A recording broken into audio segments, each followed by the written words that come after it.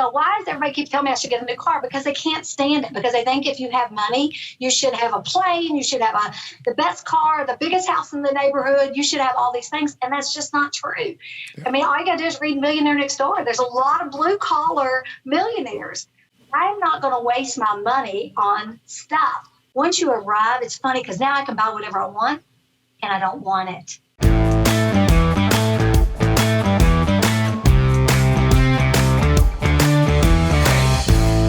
Welcome to the Real Estate and Financial Independence Podcast. I'm your host, Chad Carson. You can also call me Coach, and this is a show all about investing in real estate, achieving financial independence, and doing more of what matters. Whether you're a brand new listener or a longtime listener, it's great to have you here today.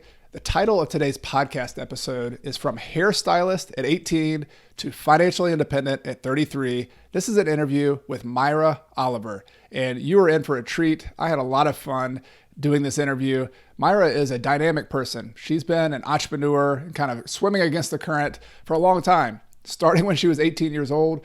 She grew up in a great family, she says, as you'll hear her story, in rural Kentucky, in a small town in Kentucky. But instead of going to college like her parents wanted her to do, she went off and became a hairstylist, moved to Texas. Her grandmother was a hairstylist. She bought her own shop and had to hustle and work, making $5 per haircut for a while. But she tells a story of how she lived frugally. She eventually got married, and they together started buying some rental properties. They started with one property, eventually got 10 properties by the time she was 33, and had enough money, $5,000 a month coming in, that she was able to be financially independent. But it doesn't stop there. So we talk about some of the principles she used, how she did that, but then also what she's done since then. She owns some franchises of some real estate agent franchises. She's done other things. It's just a fun talk about looking back over a 30-year period, some of the principles and some of the transitions that you can also apply, whether you're someone who has a college degree, whether you're somebody working a high income kind of job,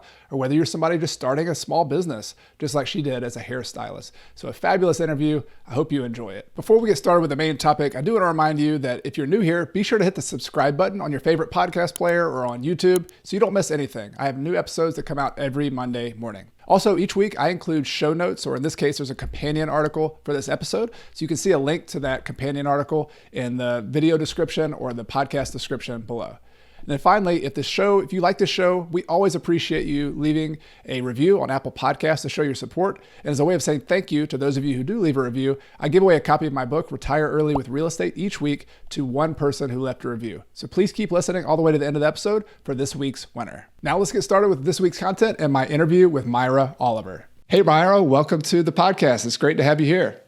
Thank you for having me, Chad. I'm so excited because you know what? You're one of my faves. I read your book and I'm just thrilled to be here. So thank you so much. Well, I love what you're doing. Well, thank you. We've connected a while back, I think, on social media, and you were kind enough to send me your book, which I want to plug because it was really, really good. I read the Down Home Money, and it was such a fun read. We're going to talk about a lot of your stories in this interview, but I'll put a link in the show notes to your book, and definitely recommend anybody who's interested in financial independence and real estate and just an awesome story. It's a good one. So congratulations on writing your book. Thank you so much. Thank you. Well, so where I want to go with this interview, I've got several different questions, but I like to start with where you are and then maybe unpack how you got there. And so just in terms of finances, you're, I guess, 30 plus years into your financial journey where you've been working and saving money and doing all this. And, just to show people what's possible, maybe just give us an idea right now, where your income sources come from. Because I know we're going to unpack some of those, but kind of what your life looks like financially at the moment. So, and again, just thank you so much for the opportunity, because my goal today is just to make a difference. I'm in a place in my life, I've been so blessed through saving my money, $1 at a time, to get where I am. And so my goal now is more about significance. It's more about seeing if I can help other people. So thank you. Sure. Today I own real estate franchises, and I do quite well because I'm a worker. I'm a hard worker. And I got financially free at the age of 33 through being a hairstylist. And my husband was a policeman. And so I did it on $5 haircuts, Chad. I didn't make a lot of money, okay? But I got real purposeful with my money. And then we both, my husband quit the police department, and I sold my hair salon. And then we went on a sabbatical for like 3 years. We traveled, we had fun. We had reached our freedom number of $5,000 a month. And then I got bored. And because I'm such a driver, I decided to get my real estate license. Well, little did I know, within 5 years, I became the #1 real estate agent in my town. I was selling real estate like crazy while building my portfolio. And then I ended up I got recruited to run a franchise, and I ran it and doubled the business. And so I ended up having ownership, which then led me to a regional director's position with my company, which I was putting in franchises. So I ended up with 2 other franchises in Kentucky and Ohio. So that's where I am today. I have other people working for me, running those businesses. And then today, it allows me to focus on, in 2018, I resigned from that position, and it allowed me to write my book. I've waited all this time to write this book, and I needed to write this book, but it was you guys and what's going on in the fire community that inspired me, because I didn't have the opportunity and the information like y'all. 30 years ago, there wasn't any information. 1992, Your Money in Your Life came out. Yep. And then The Millionaire Next Door continued to inspire me. And that was pretty much it. It wasn't like it is today. And so that's why I wrote the book. Yeah. Well, I love it. And there's so much to unpack there. I mean, you've had a journey where you've started your own business.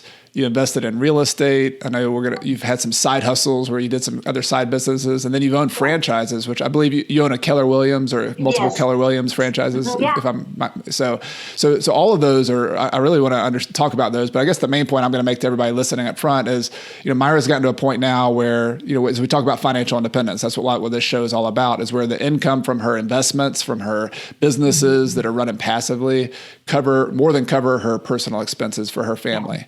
And so that's where all of us are trying to go, and allows you to do things like she's doing now in life. But I want to go back, more towards the beginning, because I love in your book how you talk about where you come from, and you come. It's called Down Home Money. You grew up in small rural town in Kentucky, and so I was wondering if you could talk a little bit about just your family upbringing. You said you had 2 parents who taught you a lot of wonderful things and gave you a lot of things, but also had some kind of money struggles as well. So maybe you could talk a little bit about that.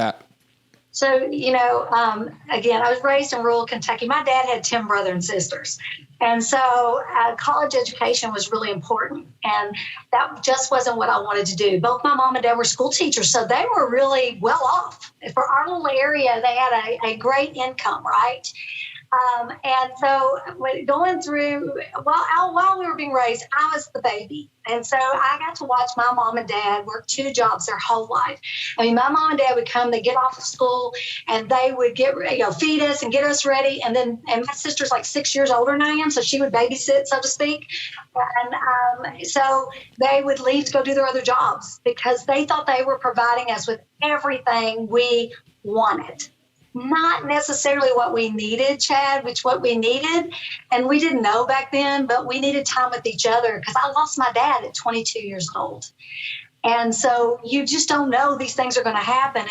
And they were so busy hustling to provide us with name brand, with a big house. They kept up with the Joneses back in those days, not the Kardashians, or we would have been neighbors. But they were keeping up with the Joneses.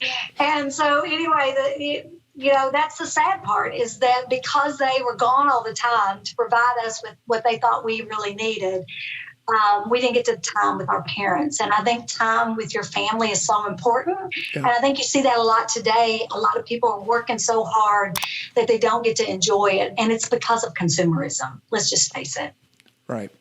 Yeah, I love that. If I had to define financial independence for myself, my show is do what matters. To do what matters, that currency, sometimes you need money to do that. You need a little bit of money to travel, but every time I've looked at my own life, it's been how much time do I have? How much flexibility do I have? Right. And you learn that just by observation, as all kids do. We're like, hey, we want time with our family. We want time with our parents. Buying us stuff is one thing, but hanging out with them, being with them, that's the priceless stuff, right? That's exactly right. And I think that was my turning point, honestly, because my brother and sister think differently than I do. They both went to college. And I was a very independent personality, and I wanted to do hair. My grandmother did hair, so I was raised in her hair salon, and I got to see how she made people feel great. And when I saw how people appreciated her and she made them feel so good, I thought, I want that. I want to make a difference. And so that's when I got my hair license. I moved to Texas, got my hair license. My dad helped me. I bought a hair salon, and my dad gave me the down payment. And the barber that was retiring, he financed me. And so that's how I got my start as an entrepreneur and a business owner. I love the details of that story in your book, because you moved to Texas at 20 or 18 years old or 20 years old. 18 out of high school. You're like, I'm out of here. I'm going to, and you're kind of swimming upstream because your parents obviously wanted you to go to college, and you're like, no, I'm an entrepreneur. I'm going to go to Texas, the land of big hair, you said. And like, hey, I'm going to go. Dallas was on TV, and Dallas looked so good, Chad. I just knew I needed to be in Dallas. Yeah. So you moved there, and I love that you were scrappy. You had to go, you found I want to hear about this barber who, I think he was retiring, and he had this barber shop. And so he sold it for, is it $5,000? Is that right? Was it? Yeah.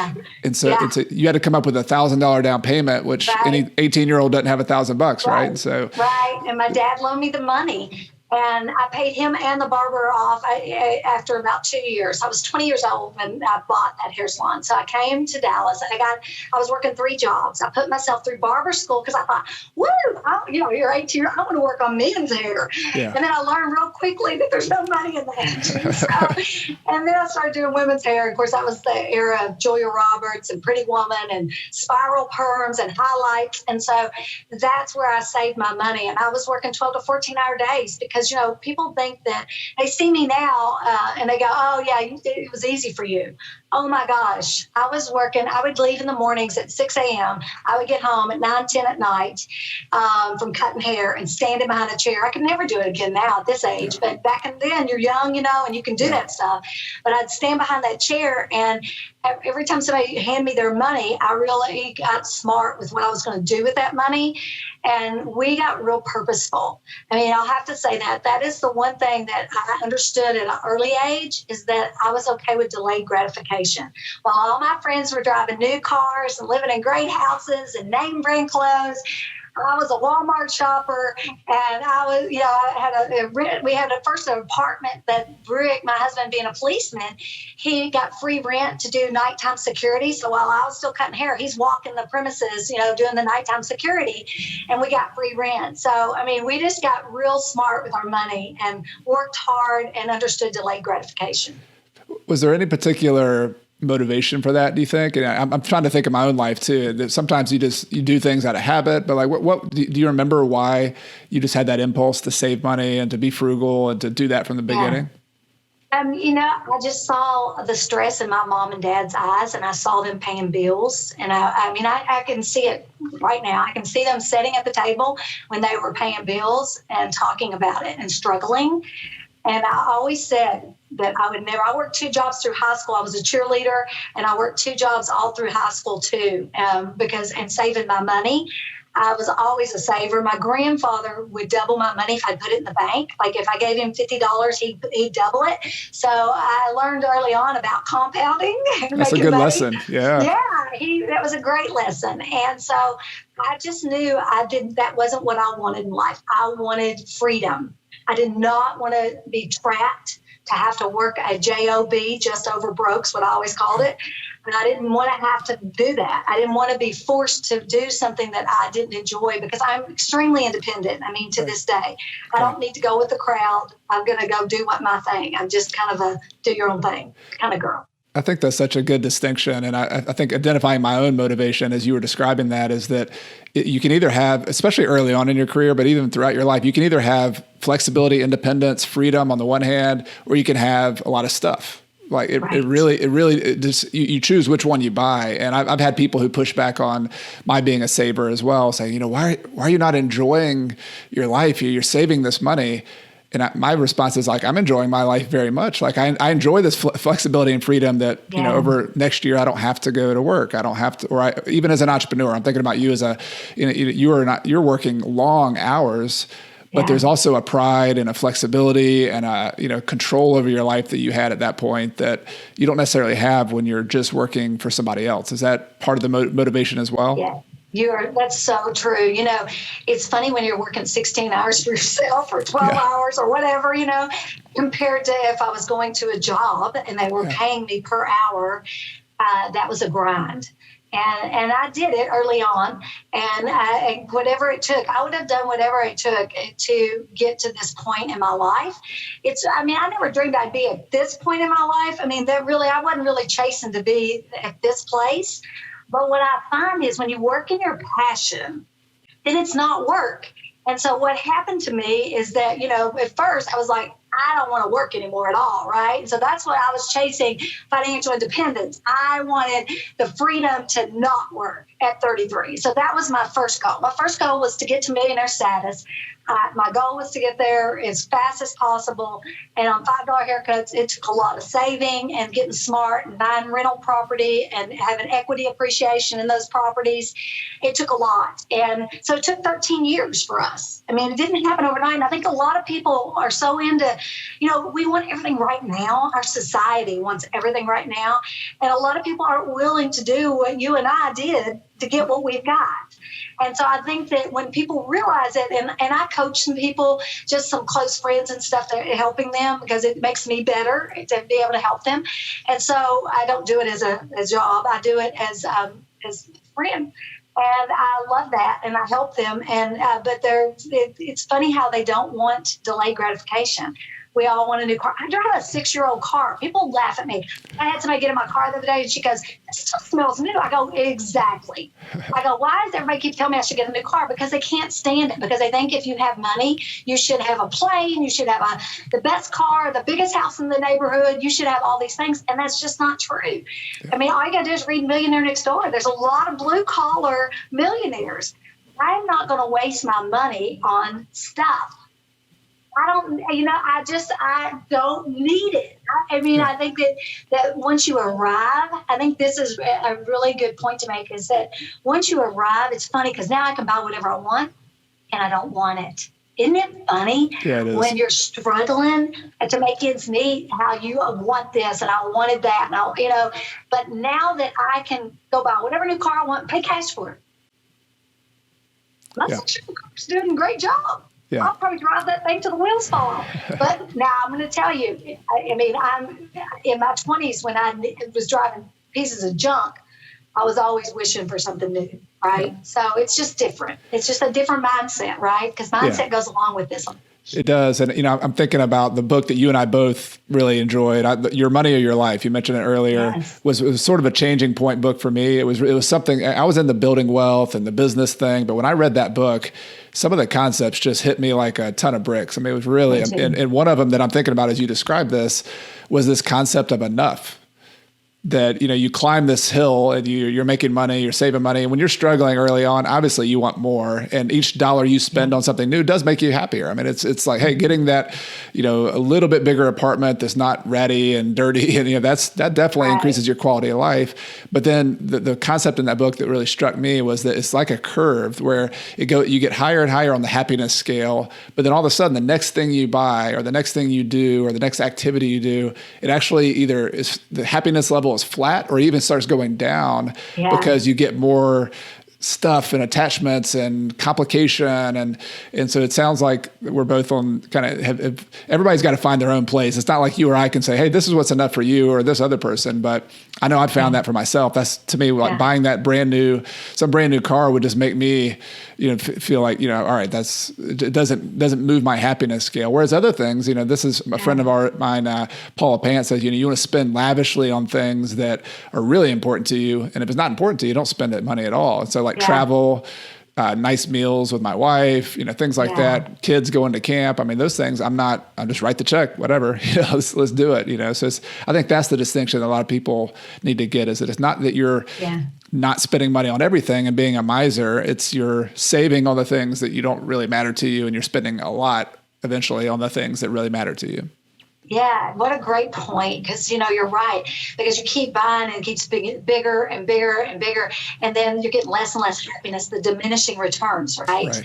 Yep. And I was the same way. I'm just being honest, I started wanting that stuff, but I had delayed gratification. I was kind of like, you know what, someday I'll have it, but today I've got to secure my future. Yeah. And that's why, there's so many people out there that I just try to share with them, while you're in your 20s and 30s, those are your, that's your growth stage, right? That is when you have the energy, right, to go and do and be and work 12, 14-hour days. And so that's why it's so important. And so many people blow the 20s off, right, and don't save a dime during their 20s and wait, and they get in their 30s and 40s and even 50s, and they go, oh, no, I didn't save my money. And now I'm in trouble. And I get those calls, right? I get emails and things like that. And it's never too late. I think that it's so important that people understand that money gives you options. That's it. It doesn't give you happiness. It doesn't buy you happiness. It gives you options. And money's pretty simple. It's money in, money out. We complicate money by overspending and consumerism and then the debt situation. And so I think if you can really start getting purposeful and really discover why, what you want out of life, what's your purpose and what you want and why you're willing to sacrifice, I think that's the hardest thing for people to discover, and that for me, I knew I wanted freedom. I did not want a boss. I didn't want anybody telling me what to do and how to do it. I'm very independent. My mom said as a child, if I put my shoes on the wrong feet and show up at church on the front row with my shoes on the wrong feet, she just let me go. Because she said, independent people, that's just who we are, right? Yeah. And so I think that it's just so important that if we can get people to understand that every dollar counts, and if we can get them doing consistent monthly investments, it will change the trajectory of their life. In my book, I shared how it changed my life, and I didn't even know it. I had a guy that I cut his hair, and he asked me what I was doing for retirement. I just laughed. I was in my 20s, and I was like, retirement? I'm 20-something, And he said, honey, you're going to grow old someday, and he said, you need to prepare because you're self-employed, and you will have nothing. And I loved that advice he gave me, and I did it. And, it's funny because after 10 years, it had maybe 100 and something thousand in the account. And I started $100 a month. I was cutting hair, and that was a lot of money for me. And then after 20 years, it had over $1 million in that account, which is incredible. Amazing. Because, and honestly, when I read, Simple Path to Wealth. I read The Simple Path to Wealth. When I read that book, it made me go back and look at those accounts because I never opened any of those envelopes because I was building a rental portfolio. And at my peak, I had 38 properties. And I got to a point where I had paid all of them off. Remember, I've been doing this 30 years. Yeah. And I've got, I still had my first property. I paid $35,000 for it. And I made over $300,000 in rent over the last 30 years. So, it's the only thing different to me and anybody else is I've just had more time on task. Right. Well, but I love your philosophy that money is simple. It's not necessarily easy. You've kind of been talking about the mindset side of things, that it's not easy to change our habits, our behaviors. We complicate it some, and we're human beings. We're complicated. That's what we do, right? But I really appreciate your story. That you started off hustling, and you're a hard worker, and you're still a hard worker. But even that's not enough. Like we have a lot of hard workers out there, a lot of blue collar people who are admirable workers. And that's probably one of the stories of our society today is that people who are hard workers are behind. The society is leaving them behind. Assets are leaving them behind. Yeah. And I think what we're talking about here, though, in your story, going back to working at a hair salon and owning the hair salon, saving every penny you can, but then also, you met your husband, you all together started thinking a little bit bigger, like how can we move past this this rat race we're in. And so let's talk about those first kind of decisions to buy properties. Like, what did that look like for you in your 20s when y'all first bought your first house? Yeah, so we bought our first house at 22. I was 22. And my husband's quite a bit older than me. He's 13 years older than I am. And so and he had never, he didn't own a home. And so he did rental. He stayed in an apartment because he got free rent. And so I'll never forget it. I was sitting and when we bought our first house, that my brother-in-law lived next door to this gentleman, and he wanted to sell the house. And so he made us a deal on the house for $35,000, and he financed it interest free. Can you believe that? Wow. And this is in the late 80s. And he had no children, and he loved my brother-in-law. My brother-in-law mowed his yard, and he wanted to do something nice for him more so than us. And he did that for us. So I'm forever grateful. And so we paid that house off in 5 years. And then I remember like it was yesterday, I was sitting in my living room and the Dallas Morning News looking at the paper, and when I was cutting hair, and I said this to my husband the other day when we were talking about this, I said, I always wanted a business that made me money without me showing up, right? I mean, that's everybody's dream, right? Yeah. Passive income. And so I remember I was like, I think it's something that would make us money that I don't have to show up every day and stand behind a chair, and Rick doesn't have to go to the police department, and my husband worked narcotics. So it wasn't a pretty thing, right? I wanted him home. And so I just didn't want him chasing bad people anymore. And so anyway, I was sitting there, and there was an article for the house. There was an ad that was $18,000, I think is what it was. And I just told Rick, I said, we need to go look at this house. And within really an hour and a half, we were buying that house. And it was our first rental property. And, and I share the story. I mean, we bought a bunch of houses in that neighborhood. My husband would wear his uniform to go collect rent because it was pretty sketchy, right? But it was what we could afford, meaning high crime in the area. And my husband wasn't real excited about it, didn't want to do it, didn't know anything about plumbing or anything. Now he's a master in all of it. I mean, he's the reason we have become so successful and profitable. Our accountant says all the time, y'all need more expenses, because Rick can fix anything. So we don't have all those little fees when people call us. And, and we're diversified now. I mean, we got up to about 38 rental properties. And now we're down to about 26. We're happy with that. And they're paid for, so they're very profitable. And we live on $5,000 a month, Chad. I still live on $5,000 a month. My home's paid for. I don't have any car payments, so I don't have any debt.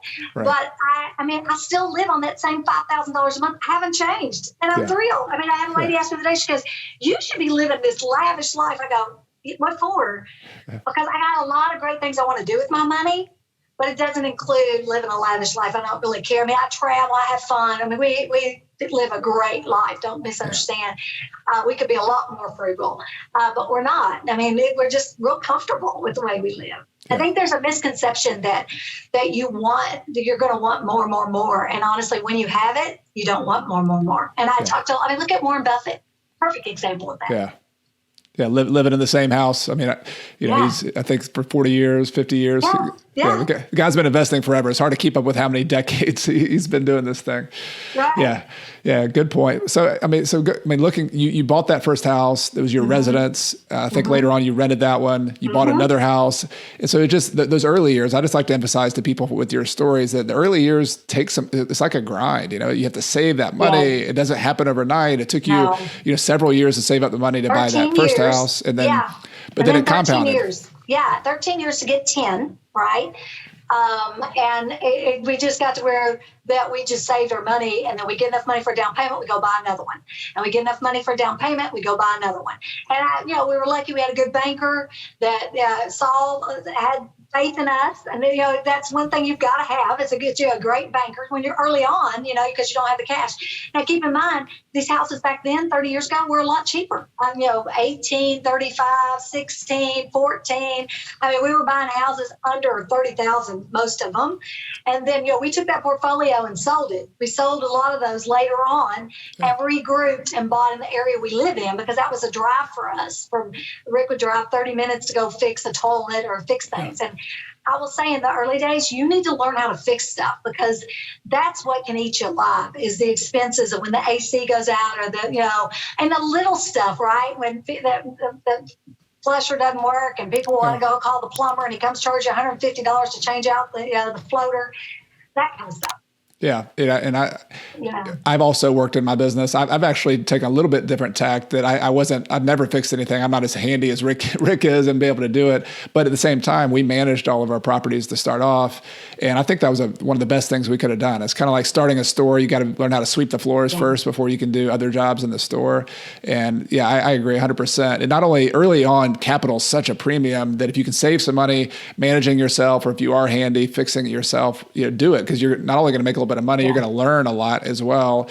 And then later on, when you outsource it to somebody else, which we've done at this point, you now know what's supposed to be done and how it's supposed to be done. So it's not just you abdicating your responsibility. It's you actually delegating it and saying, hey, this is how you clean this house. Like, this is how you fix this toilet. This is how you do this. And you can set your expectations because y'all have done it all along, right? Yeah, that's exactly right. And the money you're saving by not having property management, and just the life lessons you're learning about rental property. I always tell people, when I was selling real estate and I was selling a lot to investors, I would always say to them, you need to manage this the first couple of years yourself, because it's so important for you to learn everything. And there's a learning curve in anything, right? I mean, in any business, you have a learning curve. And so I would always say, you need to manage this, because just learning the ins and outs of the real estate business, I mean, 1 year of managing a property will teach you a lot. I mean, you'll be a whole lot further down the road, and it's funny, just because we don't have a lot of evictions anymore, but early on we had, a few evictions, and because we didn't really understand people. And it's really funny now, because my husband can size people up. And I mean, we have people that have been in our rental properties for 10, 15 years. We got one guy that has paid twice for the house for us. And I mean, when you get great tenants, you can let it ride. I mean, he fixes everything. He never calls us. When you get great people, then you don't have to worry. So that's the first thing. It's about the who that you put in that rental property. Right. And a lot of people don't put enough emphasis on that. I mean, we do very few make readies, because guess what? They stay with us. Yeah, and that's important. Yeah, I actually just interviewed John Schaub. I'm not sure if you're familiar with. He wrote the book Building Wealth One House at a Time, and it sounds very similar to your approach, that he has some tenants who stayed 15, 20, 25 years in some houses. But it's also because they, just like you're learning how to manage the properties. And management can kind of be like a bad word for some people, like, oh man, I'm going to manage. But it really, he says it takes him 2 hours a week for 30 something properties, and he does all his own management. I hire out most of my management, and it takes me, it's very similar. So you pay attention to it, but this is a very, very passive thing. But up front, you choose the right person, you choose the right property, you treat people well. I mean, so it's not like managing a company where you have a lot of employees. Right. This is a much different proposition, and yet it's one of the most critical pieces of our business, where if you want to have a passive portfolio, you got to learn those skills that you're talking about. You're exactly right. And I think that there's some great management companies out there, and you can get great people managing it for you. And I think eventually that's what Rick and I will do. We sold a lot of properties this year, because you know what? When you can double and triple your money, it would take a long time for us to make the kind of money in rents. And when we get good people, we don't keep raising the rents, but the taxes in the state of Texas have really gone through the roof because of this increase we've had on sales and the prices. And so when, taxes are really high on property tax in the state of Texas, because of the fact we don't have a state income tax. Yeah. And so when I was looking, I weigh everything out, Rick and I look at everything. And so when I was looking at how much our taxes had gone up, we had to make some decisions. Do we want to take our profits, or do we want to raise rents on people? And we just decided that, you know what, let's take our profits. And then I'm working on building a dividend portfolio, because I needed to diversify. A lot of our wealth is in real estate. And it's important to diversify. And so I just decided, okay, so I've sold a few things. In 2014, I bought a little condo in Florida and paid it in the 80s for it, and turned around and sold for $189. I had some apartments I bought in Denton for $360,000 and turned around and sold it for $895. So 7 years later, and I'm holding some of that money because I know what's getting ready to happen in the market. Remember, I run offices, so I kind of have a bird's eye view of what's really going on. And so I know that there's going to be some great buying opportunities, probably the first of 2022. mid 2022, somewhere in there, first, second quarter, there's going to be some great opportunities, and it might happen later in the year. Depends on what our president does. If he continues to kick the can down the road, then it might kick the can down the road, right? On the moratorium on evictions, that's hurt a lot of people. And then the moratorium on foreclosures. So it's going to be interesting to watch. But I've been down this path before, and I know this is when you save your money and get ready to pounce. Yeah, you've been through a lot of cycles, and so you can see that every time there's an up, there's a down, and it gets hard. I think for people, I've talked to a lot of people right now who are so frustrated by the competitive market and the way things are, and that's been my message as well. Is that just you've got to keep playing the game, you got to be in the game, but you there's some things you can control, some things you can't. You can't control how many people are bidding against you. You can only control the types of properties you try to buy, the numbers you choose to buy at, and so you just stay disciplined, stay patient, and I'm in the same boat about diversifying. We've got a lot of real estate, and so we've been moving more into equities and just balancing that out a little bit. Also have, trying to increase cash as well. So, very similar. I do want to go back to one part of your story, which I think is interesting and people would like to know more about, is that you chose to pay off a lot of your properties. It seemed like, I'd be curious if how early you paid them off. I mean, you got bank loans initially. What motivated you to pay off the debt on your properties, to own those free and clear, as opposed to just continuing to have debt and buy more and more properties? So first, let me say, I don't think there's a right or wrong way. I think everybody has their own journey. And I am one of these people, I cannot stand debt. I mean, Chad, it keeps me up at night. Yeah. Even with owning businesses, my businesses are all paid for. I cannot stand debt. I just struggle with it. I could have a portfolio with hundreds and hundreds of properties if I would be willing to do debt, and I'm just not. So I'm not saying it's right or wrong. I think that you've got to do what's best for you, and you've got to make it your plan. So my plan was, from the day one, when we started taking the debt, I decided that I'm going to pay these off as quick as possible. And that's what I did. And of course, I started with cheaper properties. So it's a little easier to pay properties off back then, right? But not really when you do the value of the dollar based on, $5 haircut's paying off a $30,000 property versus a $25 haircut now, right? Right, exactly. So it all goes hand in hand. But I just didn't like debt, and I still don't like debt. And that is a personal preference. I know that if everything goes to heck in a handbasket, I'm okay, right? I mean, if everything just falls apart and everybody moves out of my houses, I'm okay. That's just how I'm conservative too, on money and on everything. I'm pretty conservative. And I mean, I have all my accounts lined up. I have all my reserves. I'm just a very conservative. I have not changed how I do business since I started because it worked.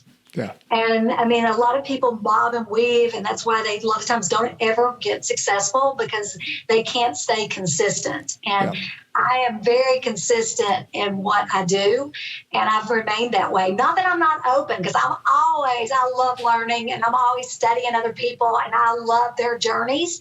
But I just know what works for us and our journey. And I just know what we feel comfortable with. And you kind of have to discover that, right? That's kind of asking yourself enough questions and knowing what you feel good about. Right. That makes sense. And this is just my personal observation of people I've talked to like you and others who've been successful with their real estate investing business, but also people that I've noticed who have kind of a peace or a contentment around their portfolio. And going back to our conversation around your money or your life, they kind of have this place where they feel like they have enough. I just noticed that a lot of those people don't have much debt. And I don't think that's a coincidence. I think that at some point, I'm also like you. I don't think there's a right or wrong answer. I've used a lot of debt in my portfolio, and I still actually have some debt, but it's been a choice for me and my business partner to pay off a lot of that as well, and not to own money to banks. That's just not in it. Doesn't help us sleep well at night.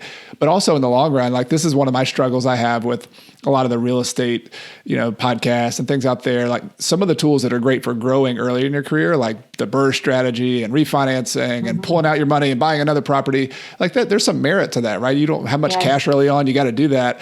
But the problem I have is, like, they take the hammer and they try to keep using the hammer their entire career, instead of at some point saying, you know what, like, do you have enough properties? Like, shouldn't you consider maybe de-risking those, taking some chips off the table?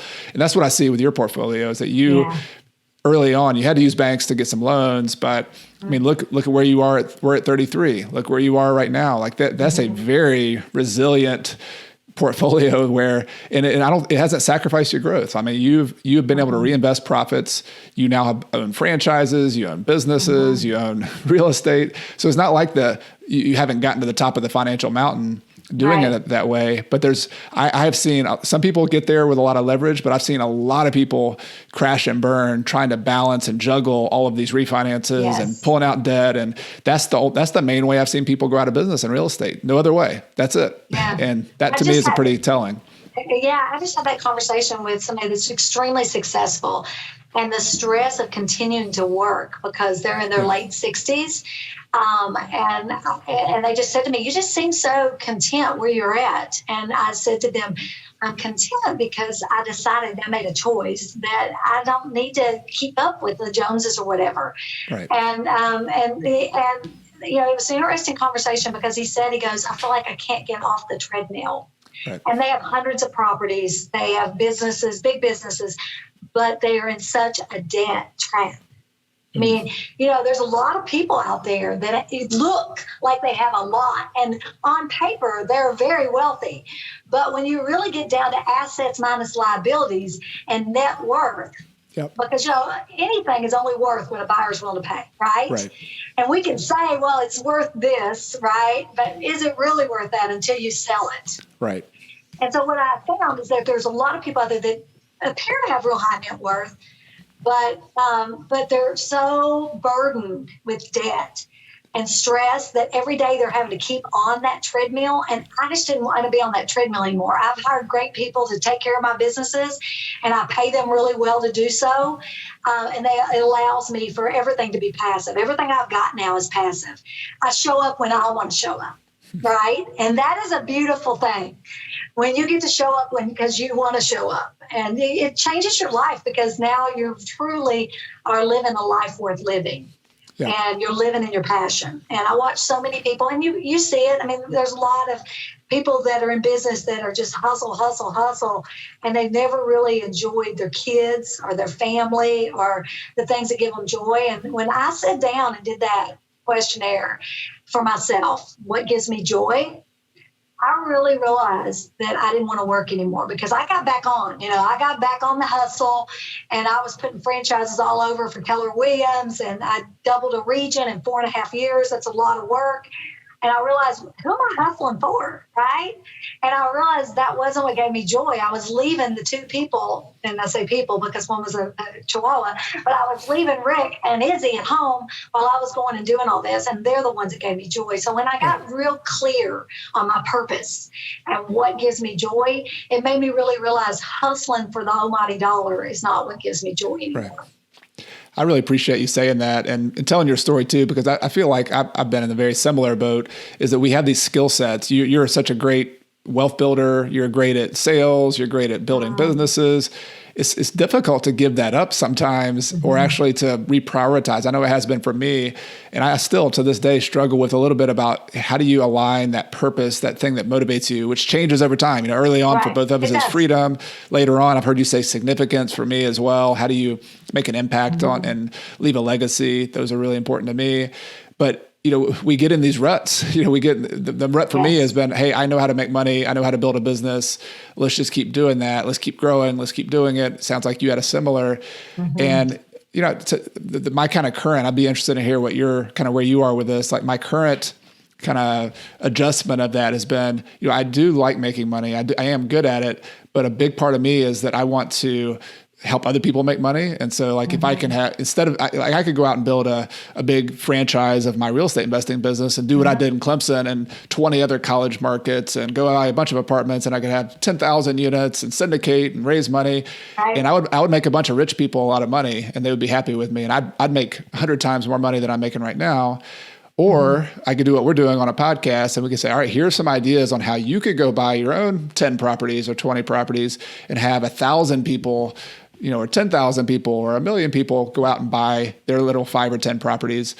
And that to me is a much more engaging, significant thing. Not that those rich people don't need to make money on the return of their money, but I love the listeners of this podcast who are people like us who are in the mom and pop business, and let's help them do that. So I don't know. Anyway, that's kind of my motivation. Love that. No, I love that, Chad. And I think that we show that ordinary people can have extraordinary things, right? Yeah. And I think that a pivotal moment in my life, while I was on the grind, back on the grind, right? More success, because you're the sum of the 5 people you spend the most time with. Yep. And if you're spending time with people that are just in the grind and just want more, you'll tend to be the same, right? You tend to go along with them. And so in 2016, I was sitting in a seminar with John Maxwell, and it's a real quaint little seminar that he has. It's expensive to go to. So it's the best money I've ever spent. And I'm sitting there and I'm on the front row because I love to learn.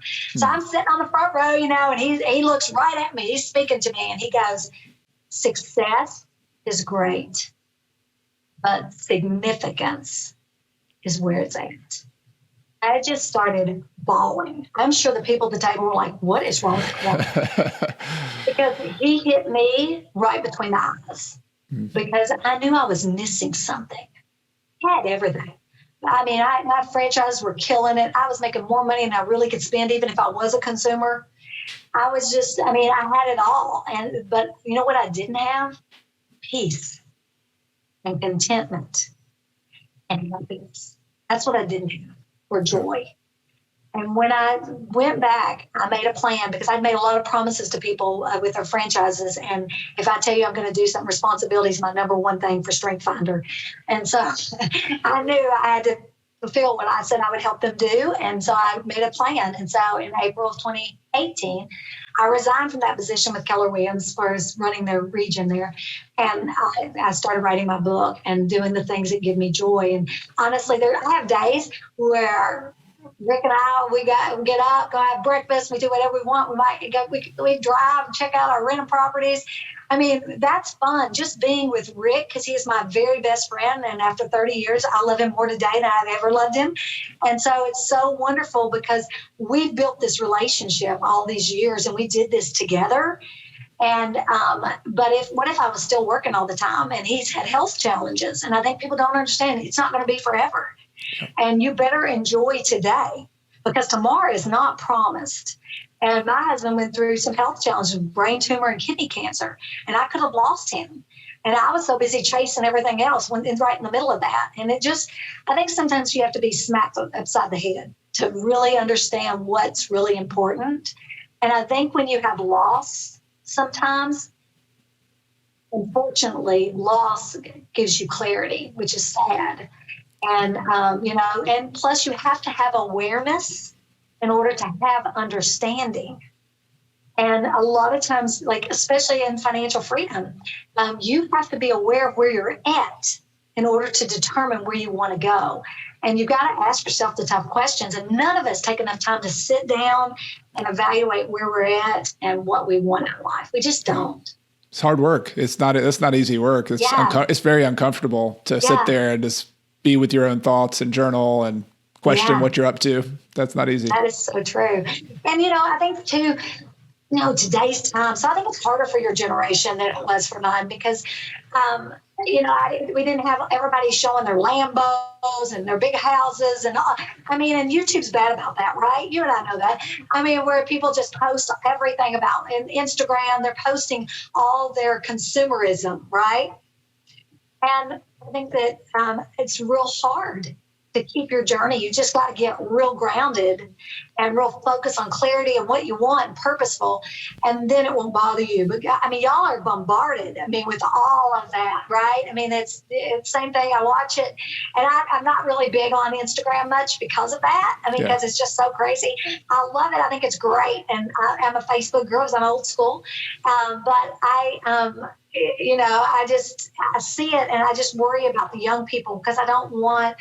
I wrote the book for my 5 nieces and nephews, and I hate for them because I don't want them to get so caught up in watching that and then think they can't achieve. Because here's what happens when they don't have it at 22, but so-and-so, Kylie Jenner's got it. Why don't I? Right? Mm-hmm. And then they tend to give up.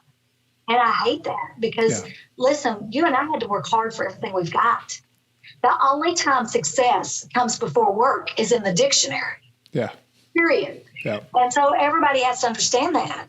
We look good now, right? Yeah. And we've got books and we look good. But listen, the journey, and the journey never stops. There's no destination. And I think people need to understand that, because they think there's this destination. If I get $1 million, I've arrived. Yeah. And it's just not true. There's no destination. You're always on a journey, right? Yeah. And so I think as long as you understand that and continue to grow in the journey, every day I'm finding new things out about myself and what it is I want about life. I love age. Age has been so wonderful because of the clarity from your experiences. Honestly, Yeah. I think that's one thing you can't really teach. I think it's kind of one of those things that people have to go through it. And I love that. I love that I'm willing to bob and weave and learn still at this. I'm willing to learn every day. Yeah, that's beautifully said. And to me as well, financial independence isn't an arrival. Although financially, if you look at your balance sheet, yes, you're improving, it's getting to a certain place, but I almost feel like we're growing up, having a chance to be a kid again. Like here I am at, I turned 40 years old. I'm like in 37, I was able to kind of have enough financial independence. And I said, what do I do with my life now? Like, what a question! Like, what am I going to do when I grow up? It's a humble kind of question as well, because it just shows that, all right, I've been successful in one part of my life. I have some money, but man, do I have a lot of growing and a lot of things that I need to learn. And you said it beautifully. Like, hey, you got back into the rat race. We're all going to get off a little bit from our priorities, but it's a continual process of maybe I get a little bit better and a little bit better and a little bit better. It reminds me, I'm a sports guy. And so I used to, I really love this little book by John Wooden, who is a basketball coach, Hall of Fame by UCLA. And he talks about success. And he says, success isn't being the best on the scoreboard. It's not the best having the most money. For him, it was basketball. It's not making the most points or one of the most championships, although he won a ton of them. He was one of the best. Yeah. For him, success was peace of mind. And so he would say, well, how do you get peace of mind? Like, what is that? And he said, the only way is that you internally have to know that you've done your best to become the best that you're capable of becoming. Yeah. Wow. That's it. That's it. And so at its best, this money, this journey we're on, this financial independence, if we're not becoming better ourselves, and if we're not connecting with people and contributing to people and finding significance, we can't, neither one of us can define that for the people listening to this. That's but right. that really is the measurement, that measurement, that internal measurement of how are you doing on becoming your best. Yeah. If money's moving you towards becoming a bad person, or like you're treating people like crap and all that, like, why are you making money? Come on now. Now that's funny you say that, because I found that money amplifies who people are, right? Who they really are, whether good or bad, right? Yeah. Money amplifies you. Yeah. And it's interesting watching people on their journeys and how they treat people. You're right. You see my shirt today, work hard and be nice. Be nice. I love it. That's so important. And I just I've learned so much from failing. If I'm being honest, Chad, I have just failed more than others and got back up and tried something else. Right. And I think that when you're willing to fail, good things can happen to you, because if you don't allow, because there's so much pain right now around money. Yeah. People are struggling. Yeah. And when 70% of our population live paycheck to paycheck, it's a problem. And there's just so much, and people are struggling. But I think when people understand it's not how much money you make, it's how much money you keep and what you do with it. And are you buying passive income streams or assets to throw you off another income? And I really feel like that, it doesn't matter if it's $50 this month or $25. It doesn't matter. Are you moving forward on that? Yeah. And I think if you keep moving forward, I think that you will win this game of life. I think the problem is that we just think, well, that's so insignificant that I'm not going to do it. And then all of a sudden you wake up and it's 10 years down the road and you're making a lot more money because you've gotten raises all down the way, but you didn't do the $25. So now you're not going to do $100, right? Yep. And I think that that's the biggest challenge, is getting people to start. Just get started. Just get online, open your brokerage account, get started, or start saving your money and to buy that first rental property. Where there's a will, there's a way. And you've just got to have that and hang out with the right people. The people you surround yourself with is so important. I really learned that, because when I hung out with people that wanted stuff, I tend to want that fancy purse, and I'd rather now have the $300 in the purse, and I'll have the $10 purse. Right? There you go. I have the money in the purse because my friends, when I found, they'd have their Dooney Burke and then they didn't have any money in the purse, right? They'd be like, can I borrow $5? What's wrong with that picture? Yeah. So I think I could use the same analogy in the car. Like I'd rather have the $30,000 in the bank and drive the $10,000 car. Or it's a down payment, right? Or it's a down payment on a house. Exactly. That's throwing you off an income. So I mean, it's very interesting. Money is intriguing, and money gives people options. But here's the thing: money gives you options. Now you've got to choose. So what are you choosing? Because it gives all of us options. And unfortunately, we're making bad choices, right? Yeah. Yep. Well said. Well, this has been a lot of fun. I've got one more topic I wanted to touch on that I remember from the book before we get towards wrapping it up. I was really impressed by just a lot of your focus on mindset, and particularly I think there's an idea, like right now we're in a hot market, it's competitive. And I get sometimes a sense that people are like, well, it's too late, or there's just not enough opportunities for me. Like there's just, there's too little opportunity for me to be able to go out and make something happen. And I noticed just from the very beginning on whether it was you going out and buying the barbershop, whether it was you starting side hustles and side businesses, buying rental properties, building franchises, it seemed like there was always an assumption that there's an abundance of opportunity out there. Yeah. And so maybe, can you talk a little bit about that mindset in particular for people? Sure. I live in abundance. It's a choice every day. And I don't live in scarcity. And I think that it's so important for you to see that because, I remember when I got my real estate license, here's an example. And I remember that everybody was like, everybody's got their real estate license. You won't make it. You just moved to this town. You don't even know anybody. And I was like, I'll be number one, because you have to decide, right? And then you got to take action. Okay, the first thing is decide what you want. The second is you got to take action. So I took the action because I wasn't scared. And the market, guess what year this was? 2001 when I got my license. Yeah. 9/11 just happened. I got my license and 9/11 happened. So you can imagine.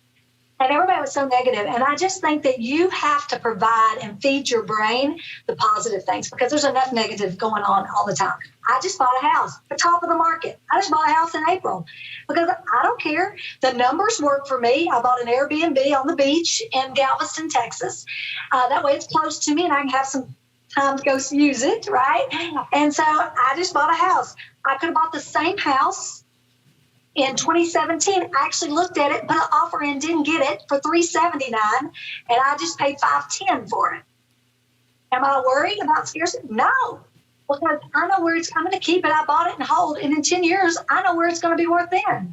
You got to just stay focused on what you want, and you can't worry about the ifs and ands. There's plenty of deals out there. Listen, I see good deals still happening all around me.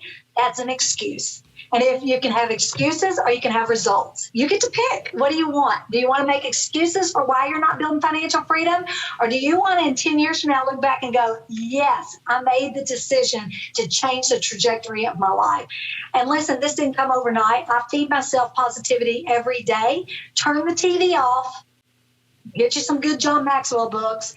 Feed your brain good stuff. Because when I say you're some of the 5 people you spend the most time with, who are you spending the most time with is you.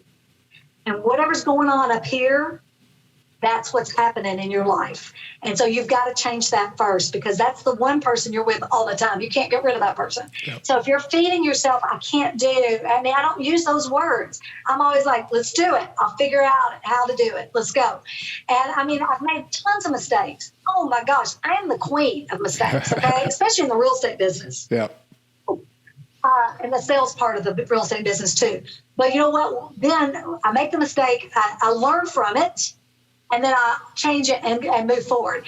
And so I do a lot of bobbing and weaving is what I like to call it. And I'm doing the same thing with my dividend portfolio, because I just started it in March of last year, and I'm having a good time with that. But I'm making mistakes and I'm reevaluating, and I'm going to win. That thing is going to be amazing. I'm watching it. And so I'm in a total different place a year and 3 months later than I was the first 6 months, especially. So because I wanted to learn something new, because I want to challenge. I like challenges. So. Yep.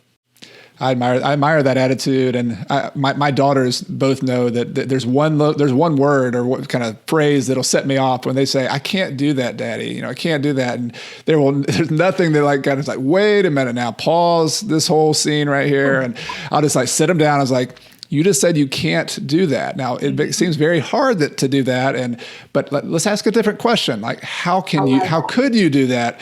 That's the word that is like gets me right, because I think is exactly what you're demonstrating, is that there's always opportunity. Doesn't mean it's going to be easy. That doesn't mean you don't fail along the way, but the successful people, and I mean success in the John Wooden terms of success, the people who really reach their potential, I have noticed, people like you, other people I've interviewed here, they see opportunity. Like they really do. They have this filter where they believe that there's opportunity on the other side of their action, and it's just a matter of time. It might take them a lot longer than they thought. It might take them a week, bobbing and weaving or tacking back and forth. But I think it's such a critical piece. And it was a critical piece of your book that you pointed out that you can do all these techniques. You can learn the BRRRR technique. You can learn debt snowballs. You can learn how to buy rental properties.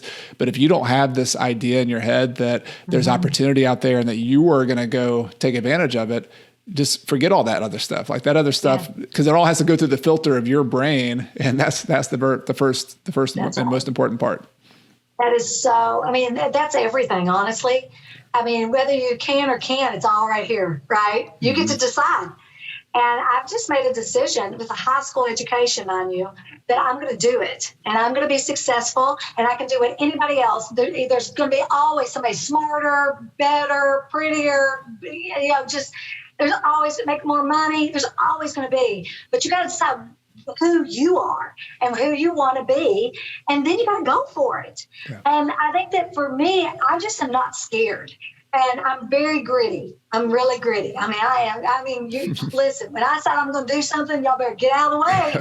The girl is going to tear it all up before she figures it out, but I will figure it out, and I want to get more people to think like that, because nothing comes easy. Nothing comes easy, and nothing really good comes easy, right? Yeah. Yep. And so I just think that if people will really start feeding their mindset and really get positive in the way they see themselves, because if you see yourself differently, you show up differently. I wasn't Warren Buffett, but I'm sure acting like I'm Warren Buffett till I get there, and I'm reading his books and I'm learning from him.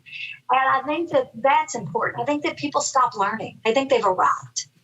Oh my gosh, I have not arrived. Yeah. I am grateful that I have an opportunity every day to better myself and learn, So I think that that's the thing too. I think sometimes people get so down and out that they just can have a hard time pulling their bootstraps up and moving forward. And that's what I want to provide, is encouragement to keep going.